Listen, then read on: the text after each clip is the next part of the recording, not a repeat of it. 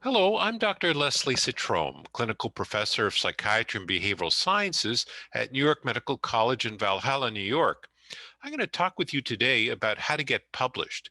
And this is intended for those in the early career phase of their journey in psychiatry, whether it be as a resident or perhaps a junior attending. And for those who really haven't published before. If you have, I'll talk about some tips that may be helpful, but this is really geared to someone just starting out. My disclosure is as such, I have a number of different relationships with companies that develop medicines. I've been a speaker for them as well. I own stocks in some of the companies that I bought years and years ago before I got involved in consulting. And I do get a small amount of royalties from writing projects, but don't expect to earn a living writing. I get very little in the way of royalties. For example, with Up to Date, where I serve as a peer reviewer, I get about $120 a year. So certainly not enough to put food on the table. And I have a small private practice as well where I see patients. We're going to talk about getting started in publishing in the scientific literature and how to navigate the peer review process. And importantly, we're going to identify something called predatory journals and how to avoid them. Now, some of us think about publishing a paper as passing through a gauntlet, that you go down a road where there's lots of people waiting to whack you over the head and prevent you from reaching the goal of getting your paper accepted. Actually, this is a pretty grim view, and it's more pleasant than this. And ultimately, your paper will be accepted provided you choose a place that is suitable for that paper. We're going to talk some bit about that.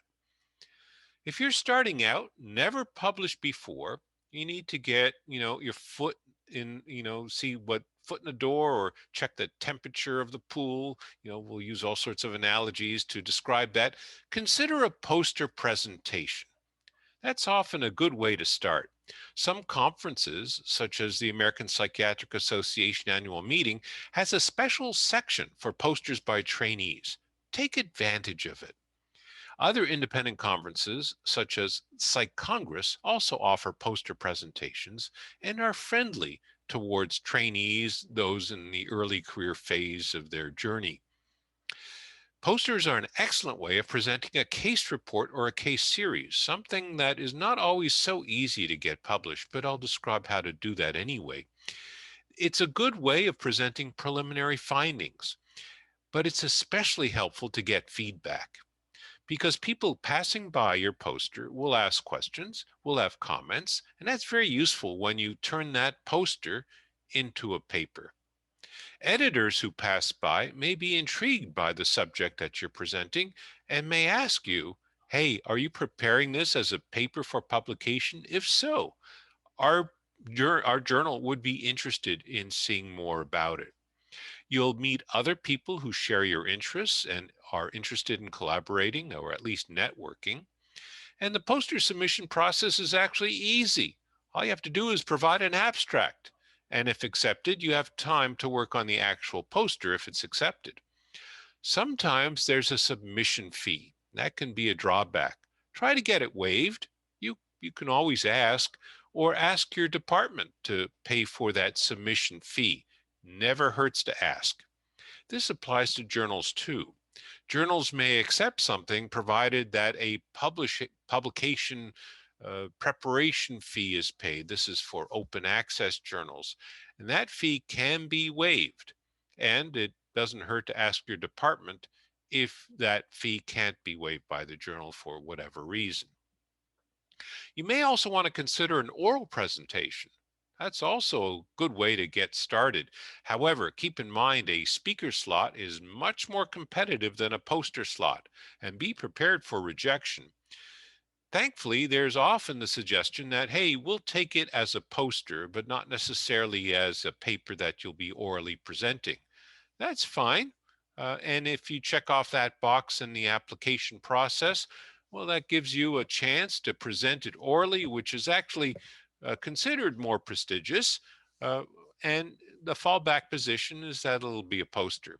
However, with an oral presentation, you need to prepare. If you're not used to public speaking, this can be quite anxiety inducing, but you got to start somewhere.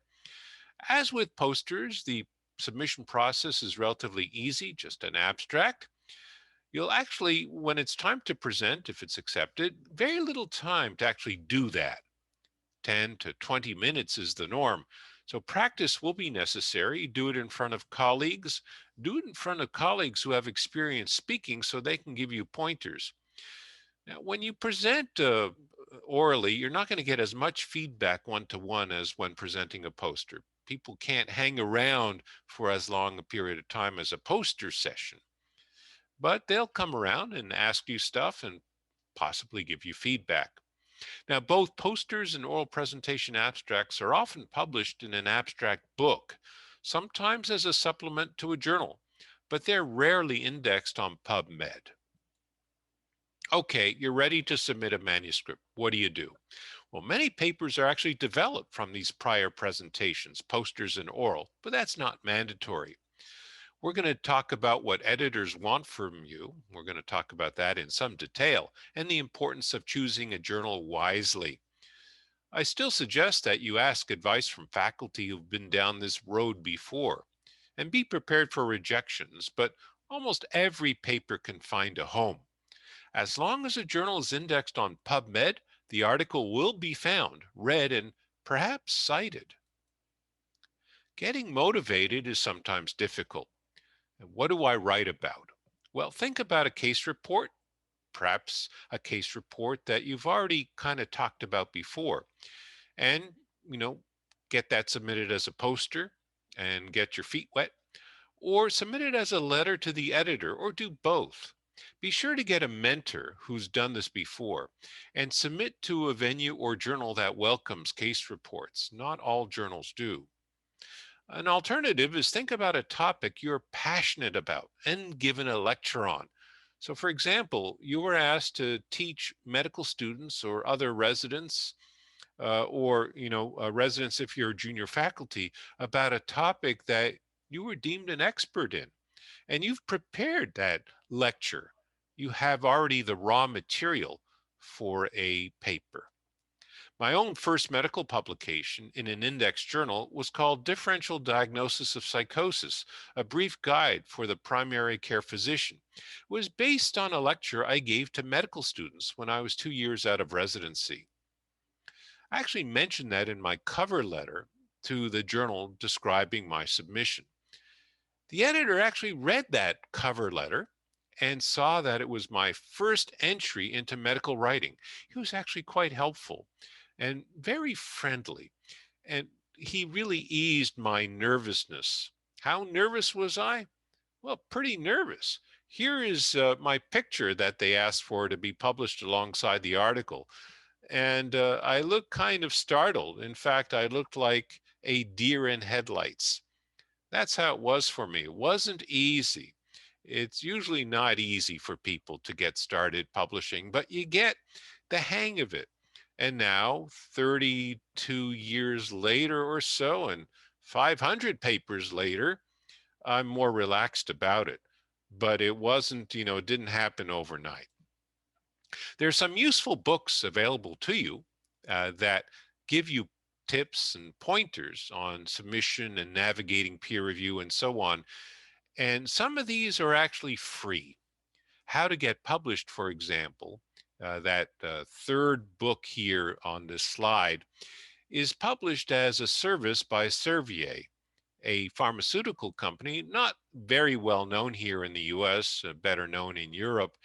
This is free. Look it up online, and it gives you some excellent tips on how to get published. You can buy Writing and Publishing in Medicine and Writing and Publishing a Scientific Research Paper, or maybe your library has it.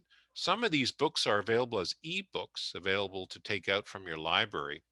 Now, I assume that you're affiliated with some academic institution that has a library that can access these books, either in e-format or actually in the printed format. And if you're not, if you're like working in a community hospital, maybe your library has it, or can borrow it for you. And in many states, if you're a licensed professional, you can get access to the state library, which can possibly get you access to these books. So I practice in New York State. And if you're a licensed physician in New York State, you have access to the state library, which has wonderful electronic resources. Some additional useful books include the BMJ series on how to. So, how to write a paper, excellent book. How to survive peer review. These are short. They won't take very long to read and can be extremely helpful when starting out. Let me talk to you a bit about editors. Editors are in a tight spot. They have many challenges. They want stuff to publish. They really do. And getting good manuscripts is difficult. Sometimes they're commissioned. So editors go out and ask people in the field to write something and are after these authors to get them to do what they agreed to do. And so they want submissions. And the other part of the challenge for editors is getting people to actually review. Getting good reviews to read these good manuscripts in a timely fashion is a huge challenge. And so, one way of getting involved in publishing is actually volunteering to be a peer reviewer. Now, being a peer reviewer requires getting some skills in doing so, but some of the resources that I already talked about provide information on how to do a peer review. And one of the future webinars that we'll provide includes how to peer review. Now, getting people to actually do the peer reviews, is not so easy. And I encourage peer reviewers when in the role of an editor, I was the editor in chief of the International Journal of Clinical Practice for quite some time, is that we gave CME credit. That helped. And many journals do that now. Some journals will pay for the peer reviews, not much, maybe 75, 100, $150 if you complete the peer review within a week. I view that as a bonus, and they do that in order to expedite the review. And usually the submitter has paid for that privilege of an expedited review. One publisher actually used to send me chocolates at Christmas time. It was pretty cute. The chocolates were wrapped in paper that had the picture of the journal on it. They don't do that anymore. Now, once the peer reviews are in, getting the authors to make all the fixes suggested can be a struggle. But here's a hint. Do everything you can to follow the suggestions made by the peer reviewers within reason, and then your paper will be accepted. So actually, when you get a response, major revision required, that's actually good news. It means the paper will be accepted, provided you make those revisions. Now, some journals are choosier than others. Remember, choosy mothers choose Jif? Same deal with journals. JAMA, Lancet, BMJ, New England Journal, PLOS Medicine, and so on are big names. They seek out potential papers that will generate citations, sometimes before a study's been completed. Even if a paper is of high value and great interest, some of these big names may not accept it. They may not even consider it because it doesn't fit within the publication plans of that journal, which is highly curated. Commercial interests are at play here. Reprints bring money, so that may influence somehow some journals, but basically the big names are big names because they pick and choose the big impact papers that make the news in the New York Times, the Wall Street Journal, and so on. Most papers should not be submitted to these big name journals because basically they're not going to want them. However, if you do, rejection is often swift and merciful. Specialty journals can also be choosy, but not to the same extent as these multi-specialty journals. Thankfully, there's an array of other suitable journals, all indexed in PubMed and all ready to consider your paper. Some journals will publish all submissions, all of them, as long as they meet the methodological standards of This was reasonably done. So PLOS 1, Public Library of Science 1, is a possibility.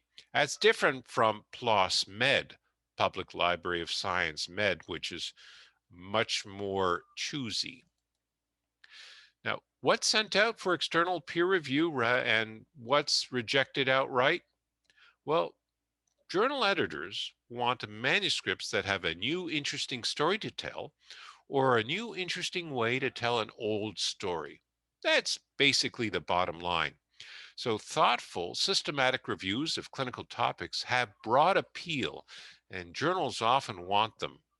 Thoughtful, systematic reviews of new medications or other treatment modalities, particularly when the journal will be one of the first to publish such a review, is of great interest. Primary results of randomized controlled trials are also very popular. Manuscripts that are compelling so that reviewers can't resist saying yes when asked to review are also quite popular. So, hot topics where it's easy to find reviewers, well, editors have a soft spot for those. Manuscripts that will be cited in the future by persons other than the author are also highly desirable. What is usually rejected without external peer review? Well, case reports, unless the journal publishes this type of paper. So don't submit your case report to a journal that really doesn't publish them, or actually says in the instructions for authors, don't submit to us. However, there are some journals that love case reports, and some journals are dedicated to case reports. That's all they publish.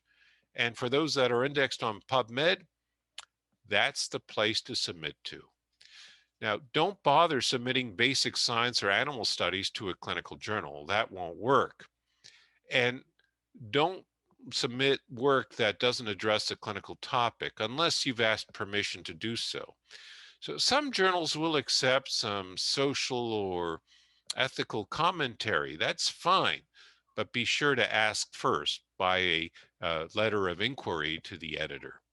Now, cross-sectional studies of common disorders with relatively small numbers of participants are usually rejected as not being worthwhile. So let's say you do an audit of your hospital of everyone who has metabolic syndrome and schizophrenia at any one time. That's been done a million times before and is of little interest, unless you have an interesting way of looking at this that's different.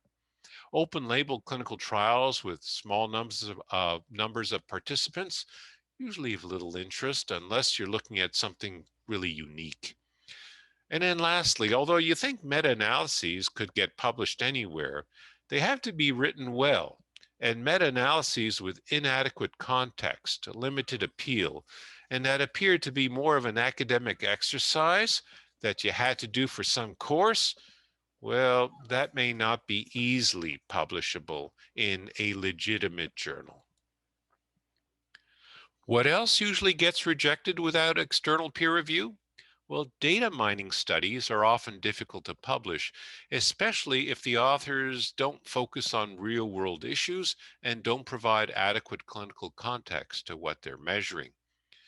Sometimes, when I was editor of the International Journal of Clinical Practice, I would get manuscripts that are formatted for another journal with a cover letter addressed to another editor. Well, usually that means sloppy work, and I would look with askance at that submission. And possibly this is one of the most common transgressions.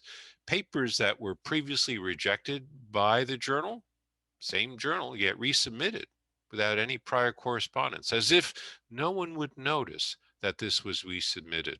So this happens, believe it or not. Things that annoy editors. So you want to run your paper through the spell check, and you want to avoid rambling text. You want to be careful about the quality of your English.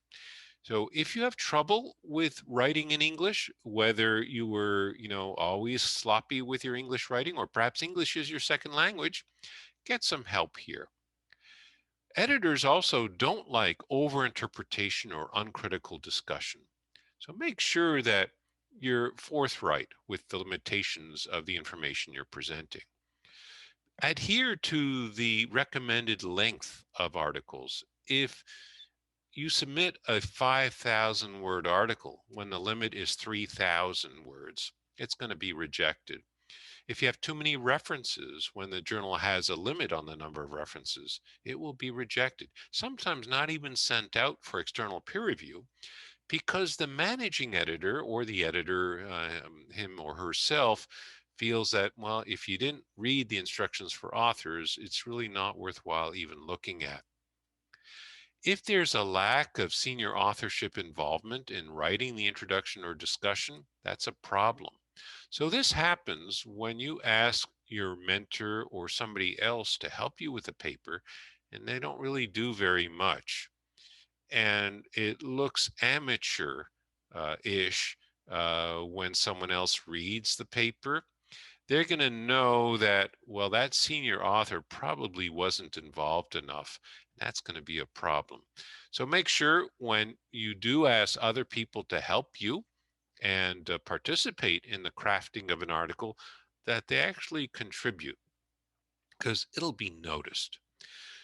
And as I mentioned before, submission in the format of a competing journal can be a problem. And so make sure you've covered that one.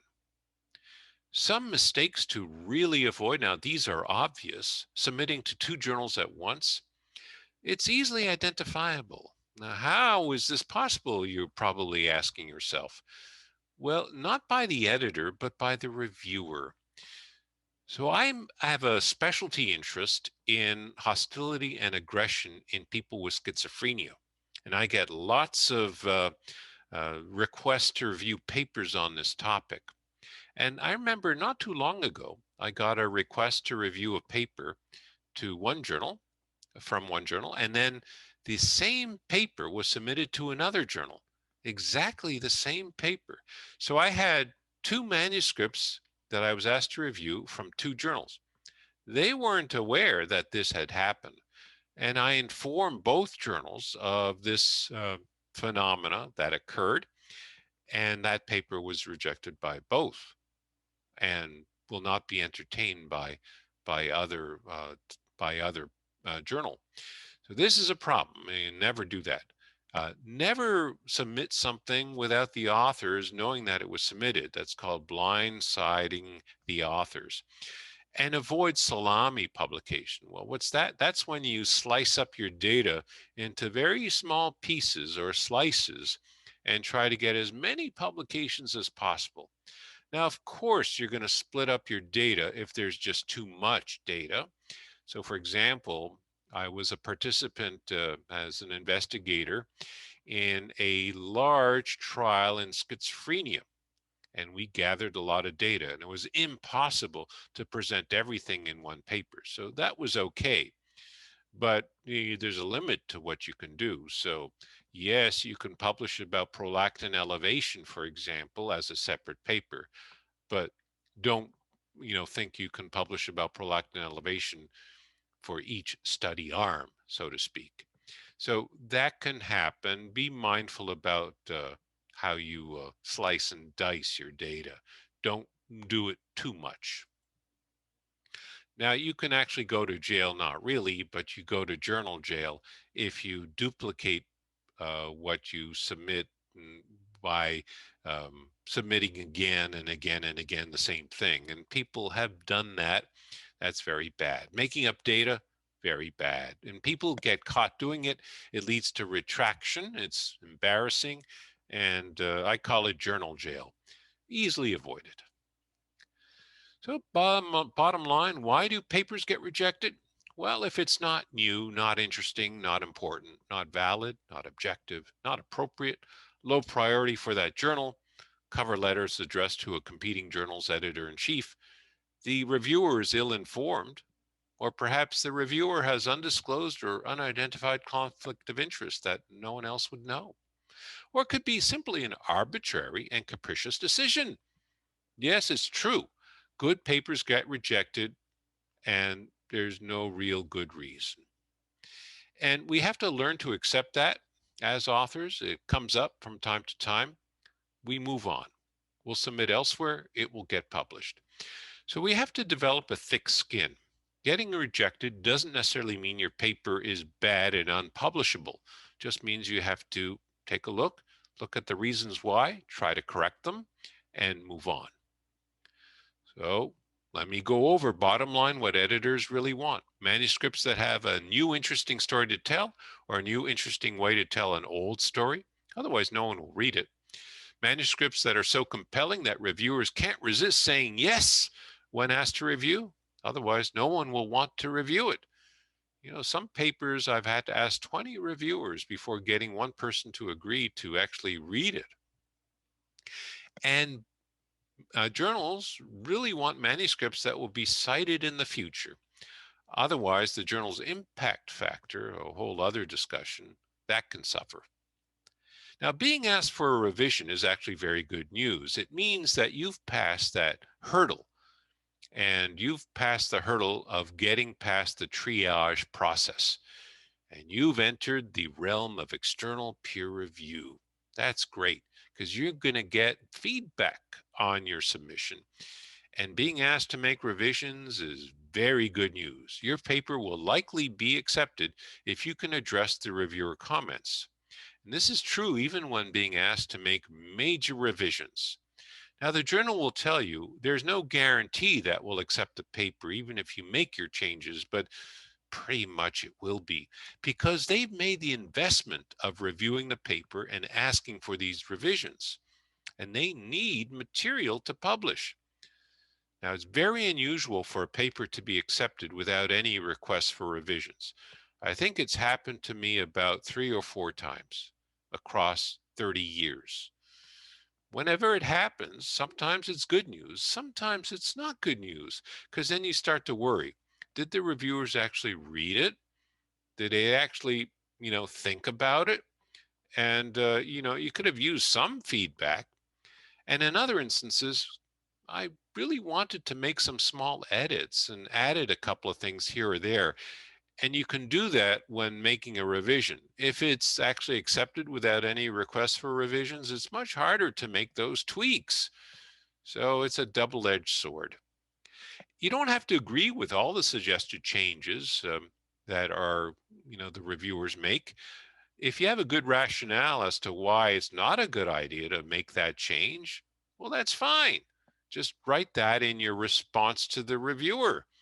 And your mentor should be able to help with navigating this. How to respond when attacked. Well, I always like to quote Chip from Animal House. Remember that movie? 1978, but it's a classic. Thank you, sir. May I have another? It's a good attitude to keep in mind. Thank the editor and reviewers for their helpful comments, and that you endeavor to incorporate their important suggestions in your revision, and that you now hope that the paper is suitable for publication. I actually do this. So do most people. I actually write this in the response to the comments made by the reviewers. I thank them profusely, and I outline point by point my revisions, and I proofread over and over again. Make sure I got it right. And that works. How not to respond when attacked, actually. Let me share with you something that was published. Very interesting. You can look this up on the web. Dear Journal Editor, It's Me Again by Baumeister. It's a classic. Dear Sir, Madam, or Other. Enclosed is our latest version of manuscript 85-02-22-RRRR. That is the revised revision of our paper. Choke on it. We have again rewritten the entire manuscript from start to finish. We even changed the goddamn running head. Hopefully, we have suffered enough by now to satisfy even you and your bloodthirsty reviewers. No, don't do that. Although we want to, don't. Resubmission to another journal is another possibility if you have to. Here's a coffee mug in that little a picture up at the top. Screw you, reviewer too. Yeah, you can buy that on the web. Anyhow, read carefully the reviewer comments and make changes accordingly. Keep in mind the same peer reviewer may be asked to review your paper again for that other journal. Especially true if you're writing about something with a narrow focus. For example, agitation or aggression in people with schizophrenia. I'll be the one reviewing it. Consider including in your cover letter that the paper's been rejected from another journal and that you're happy to share the peer reviewer comments. Now, this sounds counterintuitive. Why would you, air your dirty laundry, so to speak? Actually, journal editors are very thankful when you disclose this because it opens up the opportunity to save some time and effort. If they can look at the peer reviewer comments that were generated from your prior submission and see what changes you've made in the manuscript, that will help make a decision for them and actually probably help you get accepted in that journal. Editors are grateful for this honesty and transparency. This, of course, assumes your paper deserves to see the light of day, and most papers do. There's some additional resources available to you through the World Association of Medical Editors. They have a listserv. You can ask editors questions. Yeah, think about that. Be proactive here. And although the listserv is, asking and answering questions about the editing process, authors have used it too to ask questions about submissions and so on.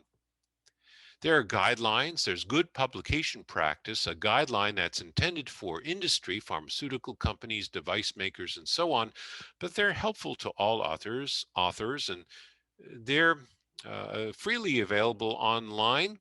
They've been published in journals that have turned these guidance documents to open access or free to access. Published in the Current Medical Research and Opinion Journal, the British Medical Journal, and the Annals of Internal Medicine. There's some more guidelines and toolkits available through the Equator Network, www.equator-network.org. It's a searchable database of close to 300 reporting guidelines, including things called Consort, Strobe, Prisma, CARE. Very helpful in organizing your abstracts and your papers. And toolkits can be very helpful when starting out, very helpful when doing peer review as well. There's a handy guide to best practices published by the Medical Publishing Insights and Practices Group. Author Submission Toolkit is what it's called, and was published in June 2010 in Current Medical Research and Opinion.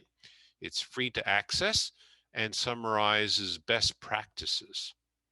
It includes what to do before doing the study and before writing, how to select a journal, how to submit a pre-submission inquiry, how to prepare your manuscript, what to include in a cover letter, and how to go through the review, revision, and resubmission process. Now, the pre-submission inquiry is very helpful.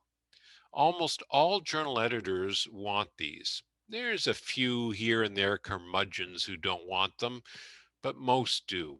And I would use this as a kind of a default position.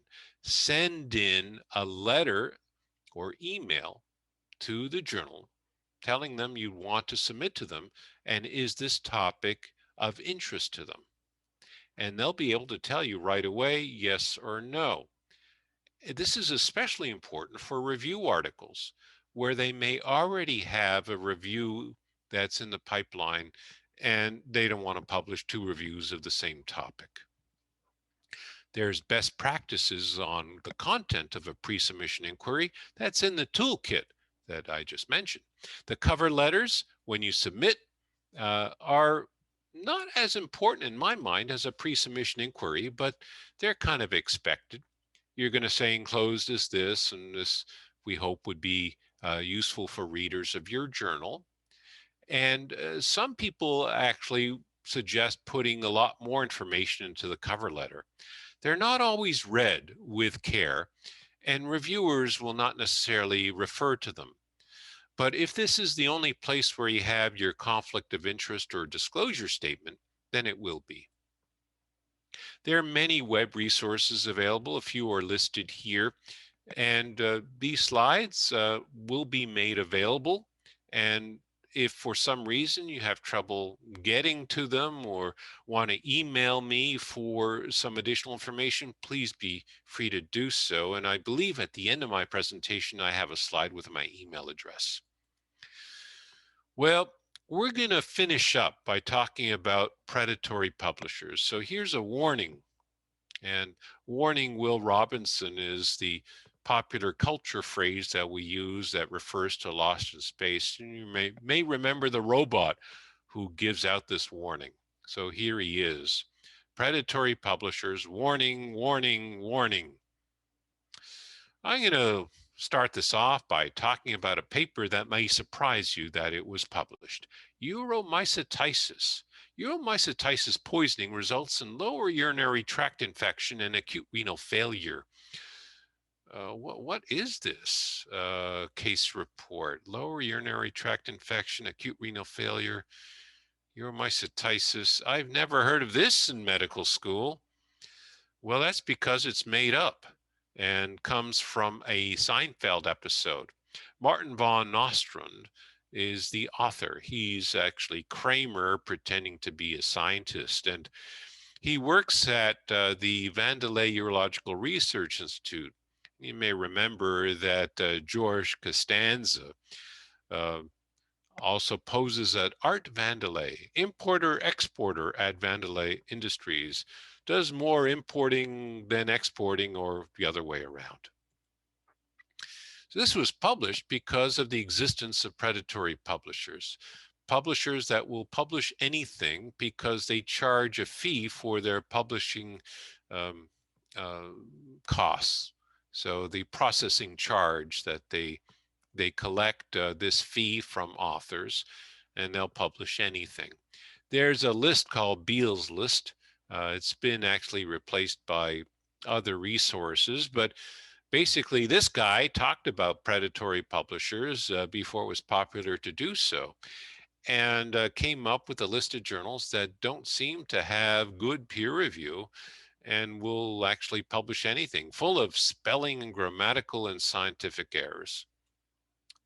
Predatory publishers publish counterfeit journals to exploit the open access model in which the author pays. They dupe researchers, especially those who are inexperienced, by setting up websites that look legitimate and publish titles that look legitimate.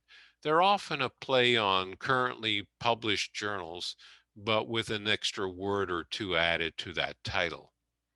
Many actually pretend to be in the United States, United Kingdom, Canada, or Australia, but actually are from Pakistan, India, or Nigeria. Some predatory publishers spam researchers, soliciting manuscripts but failing to mention the required author fee. And after the paper is accepted and published, the authors are invoiced. Now, the guy who wrote about uromycetitis didn't pay the invoice, and the paper somehow disappeared from the web. But nothing disappears from the web, really. It's all archived, and so you can still find it. Because scientists are often asked to sign over the copyright as part of the submission process, they're unable to withdraw the paper and send it elsewhere. Now, this should be a clue to something is amiss here. Open access does not make you sign over copyright. That's not legitimate. So here's some example of spam. You may have received this. This is a series of spam mail that I got in 2017 when I put the information about predatory journals together for a presentation. Greetings from our journal. Already, that's pretty weird email. We are delighted to learn that you are involved in the research of materials science. Well, I didn't know I was. So it's great pleasure inviting you to join our editorial/reviewer board of Journal, the Scientific Pages of Materials Science. It is an open access, peer-reviewed, and an interdisciplinary journal devoted to experimental and theoretical research into the synthesis, structure, properties, and applications of materials. Well, this is pretty cool. I didn't know I was an expert here. and they're from Carson City, Nevada. Hey, that's pretty interesting. Carson City, Nevada. Well, then, the aim of the journal didn't really align with my experiences, but hey, so what? Sounds like fun. And Carson City sounds like an interesting place. Well, it turns out that I got other invitations from 1805 North Carson Street, Carson City, Nevada, including the scientific pages of oral and maxillofacial surgery, the scientific pages of otolaryngology, the scientific pages of leukemia research, the scientific pages of horticulture, and the scientific pages of plant pathology. Well, I'm a real Renaissance man, aren't I? If I'm, involved in all these endeavors. Turns out 1805 North Carson Street, Carson City, Nevada, is a mail drop. It's all fake. So, what tools do we have to identify these predatory publishers other than the obvious spam email? Well, guidance is available. http://thinkchecksubmit.org. So, thinkchecksubmit.org is your go-to website to check out if that publisher is predatory. If you've never heard of a journal before, ask a colleague if they have. Check to see if the publisher is easily identifiable and can be contacted. Assess whether the journal is clear about what type of peer review it uses. Check PubMed. Usually that's a good indication that the journal is legitimate. But keep in mind, some journal titles have been bought by predatory publishers. How does this happen? Well, a journal title of a legitimate journal sometimes is sold.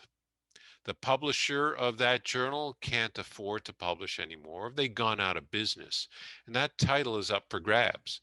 When someone buys that journal, they buy all the rights to it, all the back issues, and essentially their place in PubMed or Medline. So that can be pretty serious because usually that's a hallmark of something quite legitimate. And yet predatory publishers can then, get their way into PubMed in this manner. It's unusual, it's not common, but it has happened. And it happened with a couple of titles in psychiatry that make it actually very difficult for authors in the future trying to reuse their work and get permissions, by the way. Any fees that are charged should be clearly stated, and it would be very reassuring to know that the publisher belongs to the Committee on Publication Ethics, or COPE. There's also a directory of open access journals and a organization called the Open Access Scholarly Publishers Association, and there's other trade associations that you can check on. You need to really do all these things if you've never heard of the journal. So I wouldn't worry about, the big names. They're okay.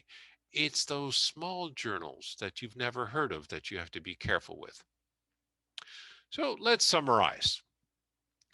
Consider a poster presentation or oral presentation to test the waters. Keep in mind that high impact journal factor journals are highly curated and not the best first choice for most articles. A pre-submission inquiry can go a long way in saving you time.